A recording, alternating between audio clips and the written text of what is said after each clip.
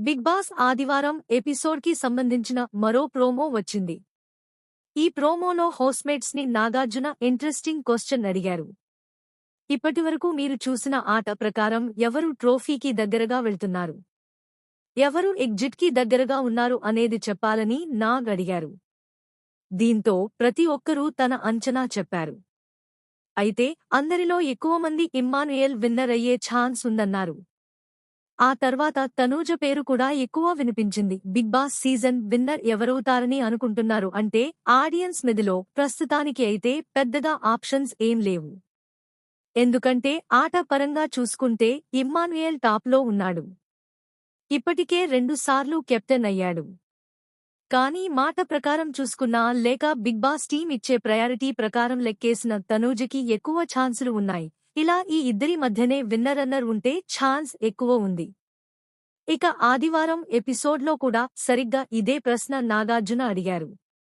Housemates లో ట్రోఫీకి దగ్గరగా ఎవరు వెళ్తున్నారు, ఎగ్జిట్ కి దగ్గరగా ఎవరు వెళ్తున్నారు, ప్రతి ఒక్కరూ చెప్పాలని నాగ్ అడిగారు.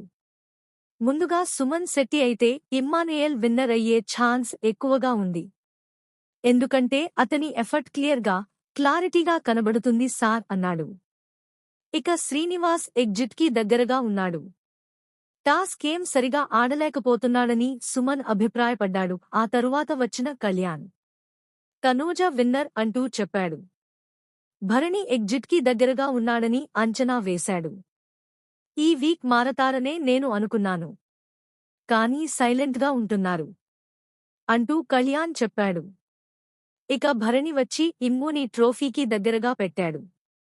ఇక్కడ ఈ బిగ్ బాస్ హౌస్లో ఒక ప్లేయర్ ఎలా ఉండాలి గేమ్ పరంగా అంటే నాకు మాత్రం ఇమ్మానుయేల్ బెస్ట్ అనిపిస్తుంది అని భరణి అన్నాడు. నెక్స్ట్ సాయి వచ్చి తనూజ విన్నర్, భరణి ఎగ్జిట్ అంటూ చెప్పాడు. భరణి అటు ఇటు కాకుండా ఎక్కడో ఆగిపోయారు అనేదే మళ్లీ రిపీట్ అవుతుంది అనిపిస్తుంది. సో ఆయన ఎగ్జిట్ కి దగ్గరగా ఉన్నారు అని సాయి అన్నాడు. సంజన మాత్రం డిఫరెంట్గా చెప్పింది. ధీమాన్ పవన్ కూడా టఫ్ కాంపిటీషన్ సార్ అంటూ పవన్ని ట్రోఫీకి దగ్గర చేసింది. గౌరవ్ అదొక్కటి మార్చుకుంటే గేమ్లో ఇంకా ఎక్కువ కాలం ఉంటాడని అనుకుంటున్నా అంటూ ఎగ్జిట్ దగ్గర పెట్టింది. దివ్య కూడా ఇమ్ముని విన్నర్గా పెట్టింది. గౌరవ్ని ఎగ్జిట్ దగ్గర పెడుతూ తను ఏదీ ఒక పట్టాన అర్థం చేసుకోడు.